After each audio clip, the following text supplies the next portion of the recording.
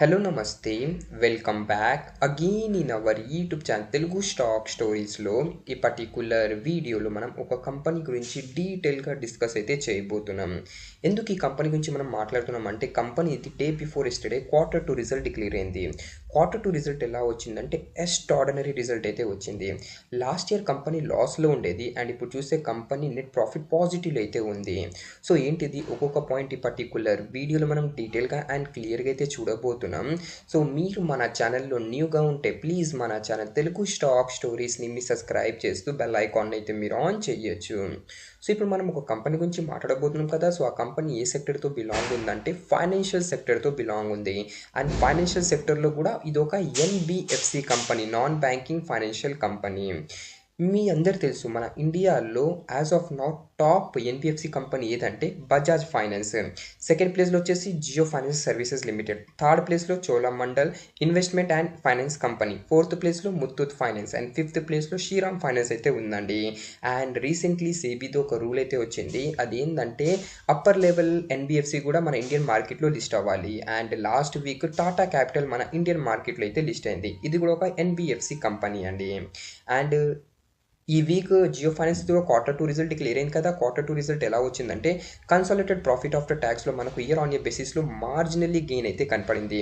Previous year net profit ఏమో 689 crore ఉండేది and ఈ Q2లో నెట్ ప్రాఫిట్ 695 crore అయితే వచ్చిందండి. సో ఇయర్ ఆన్ ఇయర్ బేసిస్లో నెట్ ప్రాఫిట్లో మనకు జస్ట్ 6 crore వరకు అయితే జంప్ కనపడుతుంది. అండ్ అయితే రెవెన్యూ చూశారనుకోండి ఇయర్ ఆన్ ఇయర్ బేసిస్లో 41% వరకు అయితే ఇంక్రీజ్ అయింది. సో జియో ఫైనాన్స్ రిజల్ట్ చూశారనుకోండి ఒక డీసెంట్ టైప్ అయితే రిజల్ట్ వచ్చింది. బట్ ఇప్పుడు మీకు చెప్పాను కదా ఒక కంపెనీ గురించి మనం డిస్కస్ చేస్తున్నామని. సో ఆ కంపెనీది మనం first of all Q2 result చూద్దామండి. సో మీ కంపెనీ పేరు అయితే ఇప్పుడు నేను చూపించట్లేదు, జస్ట్ Q2 రిజల్ట్ చూపిస్తున్నాను. ఎందుకంటే కంపెనీ పేరు చూపించాను అనుకోండి చాలా మంది జస్ట్ కంపెనీ పేరు చూసి వీడియోని ఎగ్జిట్ చేసేస్తారండి. సో ఫస్ట్ ఆఫ్ ఆల్ మీ రిజల్ట్ చూడండి ఎలా ఉందంటే ఇది Q2 డేటా, ఇది ప్రీవియస్ Q1 డేటా, ఇది ప్రీవియస్ ఇయర్ది Q2 డేటా. మొత్తం డేటా క్రోర్స్లో ఉంది. సో Q2లో టోటల్ రెవెన్యూ చూడండి 1542 crore. ప్రీవియస్ క్వార్టర్ 1313 crore ఉండేది. ప్రీవియస్ ఇయర్ 988 crore ఉండేది. సో ఇక్కడ మీరు చూస్తారా Q1Q basis Y1Y basis total revenue from operations మనకు ఇంక్రీజ్ అయితే అయింది. అండ్ టోటల్ ఇన్కమ్ ఇక్కడ మీరు చూడొచ్చు Q1Q బేసిస్ Y1Y బేసిస్లో రైజ్ అయింది.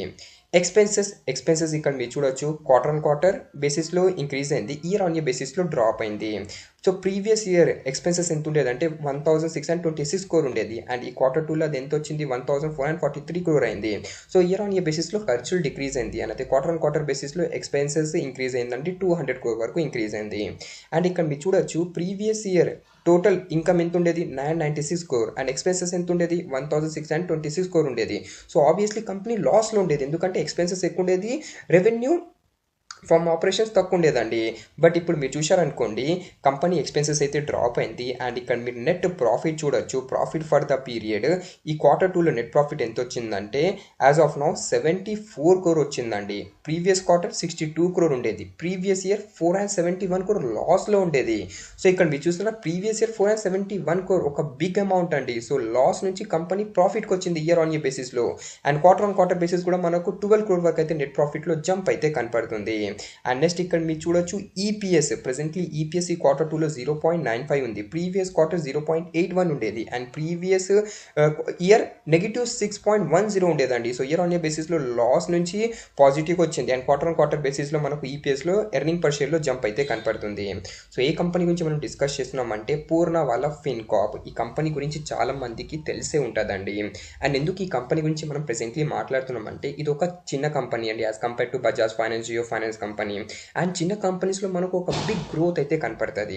సో ఈ చిన్న కంపెనీ కదా, సో ఈ కంపెనీలో మనకు ఎక్స్ట్రాడినరీ గ్రోత్ అయితే కనపడుతుంది. అండ్ పూర్ణవాలా ఫిన్కార్ప్ ఇది ఒక ఫేమస్ నేమ్ అండి. అంటే ఇప్పుడు జియో ఫైనాన్స్ ఎవరిది, రిలయన్స్ది. బజాజ్ ఫైనాన్స్ ఎవరిది, బజాజ్ గ్రూప్ది. సో పూర్ణవాలా ఫిన్కార్ప్ కూడా ఒక ఫేమస్ కంపెనీ అండి. పూర్ణవాలా గ్రూప్ వాళ్ళేమో కోవిడ్ వ్యాక్సిన్ మ్యానుఫ్యాక్చర్ అయితే చేశారు. సో ఇక్కడ చూడొచ్చు Poonawalla fincorp Q2 net profit back in green at 74 crore. Asset under management so 68%, net interest income up 40%. So net interest income year on year basis లో 40% వరకు rise అయింది. asset under management 68% వరకు అయితే grow అయింది. So ఇక్కడ మీకు చూపిస్తానంటే result ఎలా ఉందంటే నెట్ ప్రాఫిట్ ప్రెసెంట్లీ మీకు చెప్పాను 74 crore వచ్చింది అండ్ ప్రీవియస్ ఇయర్ లాస్లో ఉండేది. టోటల్ ఇన్కమ్ ఇక్కడ మీరు చూడొచ్చు ఇయర్ ఆన్ ఇయర్ బేసిస్లో 54% వరకు రైజ్ అయింది. నెట్ ఇంట్రెస్ట్ ఇన్కమ్ 40.3% వరకు అయితే ఇయర్ ఆన్ ఇయర్ బేసిస్లో ఇంక్రీజ్ అయింది. asset under management ప్రెసెంట్లీ ఎంత ఉందంటే 47,701 crore ఉందండి. అండ్ ఇయర్ ఆన్ ఇయర్ బేసిస్లో చూశారనుకోండి యాసెట్ అండర్ మేనేజ్మెంట్లో మనకు 68% వరకు జంప్ కనపడుతుంది అండ్ క్వార్టర్ ఆన్ క్వార్టర్ బేసిస్లో 15.6%. అండ్ ఇక్కడ మీరు చూడండి ప్రాఫిట్ బిఫోర్ ప్రొవిజన్ చూశారనుకోండి అది వచ్చేసి 38.5% వరకు అయితే ఇయర్ ఆన్ ఇయర్ బేసిస్లో ఇంక్రీజ్ అయింది. ప్రెసెంట్లీ ఎంత ఉందంటే 387 crore. అండ్ యాసెట్ క్వాలిటీలో కూడా మనకు ఒక బిగ్ ఇంప్రూవ్మెంట్ అయితే కనపడుతుంది. ఎలాంటి ఇంప్రూవ్మెంట్ అంటే ఇక్కడ మీరు చూడండి gross NPA non performing asset ratio చూశారనుకోండి ప్రీవియస్ క్వార్టర్ వన్లో ఎంత ఉండేది అంటే 1.84 ఉండేది, అది ఇప్పుడు డిక్రీజ్ అయ్యి 1.59 అయింది. సో ఎన్పిఏ డిక్రీజ్ అయితే అంత మంచిదండి. అండ్ నెట్ ఎన్పిఏ చూశారనుకోండి ఇది కూడా ఇంప్రూవ్ అయిందండి. ప్రెజెంట్లీ క్వార్టర్ వన్లో 0.85 ఉంటే అది డిక్రీజ్ అయ్యి 0.81 అయిందండి. సో ఎన్పిఏ అంటే non performing asset bad loans, ఇది ఎంత డిక్రీజ్ అయితే అంత మంచిది. సో ఎన్పిఏ కూడా డిక్రీజ్ అయింది, ఇది కూడా ఒక good point. And asset classification చూశారనుకోండి state 1 asset consider to be good quality increase to 97.1% on book asset in Q2 financial 26 అండి. సో ఓవరాల్ రిజల్ట్ చూసారనుకోండి ఎక్స్ట్రాడినరీ రిజల్ట్ అయితే వచ్చిందండి.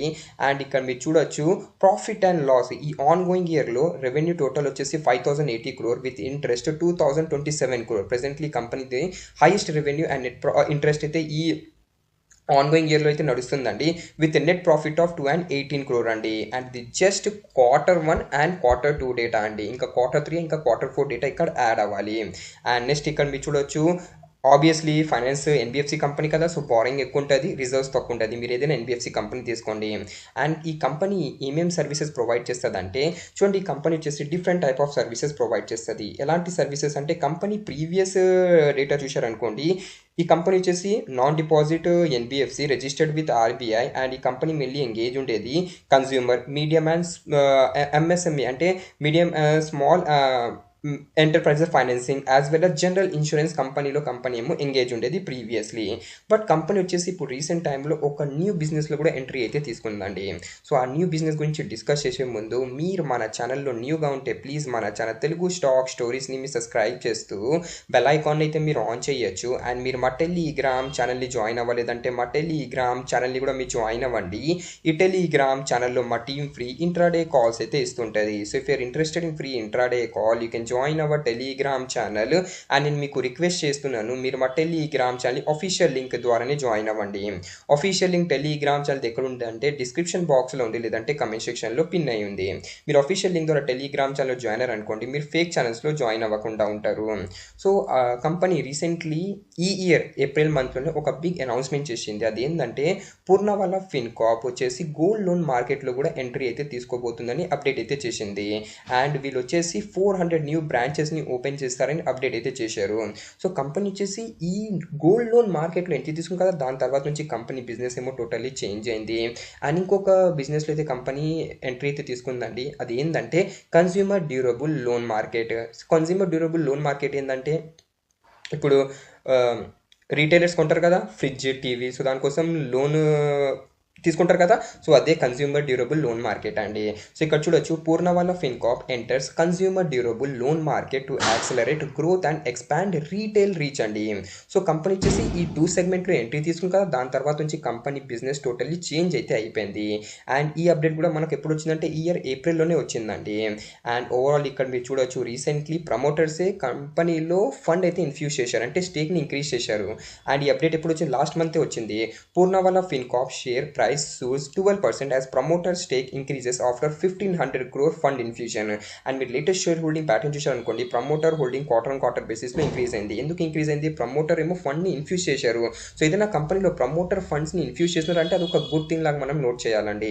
మీరు Jio finance share holding pattern కూడా తీసుకోండి, promoter holding quarter on quarter బేసిస్లో increase అయింది, ఎందుకంటే ప్రమోటర్స్ ఏమో ఫండ్ అయితే ఇన్ఫ్యూజ్ చేశారు. ఎఫ్ఐ హోల్డింగ్ ఇక్కడ చూడండి స్లైట్లీ డిక్రీజ్ అయింది. డిఐ హోల్డింగ్ ఇక్కడ చూడండి అది ప్రీవియస్ Q1లో 12.26% ఉంటే అది ఇంక్రీజ్ అయ్యి 12.28% అయింది. అండ్ పబ్లిక్ హోల్డింగ్ ఏమో డ్రాప్ అయింది. సో ప్రమోటర్ హోల్డింగ్ ఇంక్రీజ్ అయింది అండ్ పబ్లిక్ హోల్డింగ్ డ్రాప్ అయింది. ఇది ఒక గుడ్ థింగ్ అండి రిలేటెడ్ టు పూర్ణవాలా ఫిన్కాప్. అండ్ నేను మీ ముందు ఎందుకు ఈ పూర్ణవాలా ఫిన్కాప్ తీసుకొని వచ్చానంటే చూడండి, కంపెనీ ప్రీవియస్ ఇయర్ లాస్లో ఉండేది అండ్ ఇప్పుడు కంపెనీ వచ్చేసి ప్రాఫిట్ అయితే రిప్రజెంట్ చేస్తుంది, అది కూడా పాజిటివ్లో. చిన్న company and company recently new sector and సెగ్మెంట్లో ఎంట్రీ కూడా తీసుకుందండి. సో దీన్ని బట్టి మనం చెప్పొచ్చండి కంపెనీ చిన్నది. ఫస్ట్ ఆఫ్ ఆల్ చిన్న కంపెనీతో ఈ కంపెనీలో హ్యూజ్ పొటెన్షియల్ ఉందండి గ్రో అవ్వడానికి as compare to Bajaj Finance, Jio Finance, Tata Capital. So డెఫినెట్గా ఈ కంపెనీని మీరు ఒకసారి స్టడీ అయితే చేయొచ్చండి.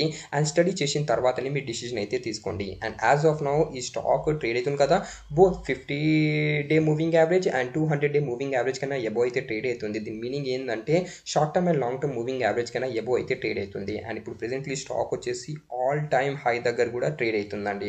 సో మంచి కంపెనీ అండి. అండ్ మండే రోజు మనం ఈ స్టాక్లో ఒక పాజిటివ్ మొమెంటం కూడా మనం ఎక్స్పెక్ట్ అయితే చేయొచ్చు.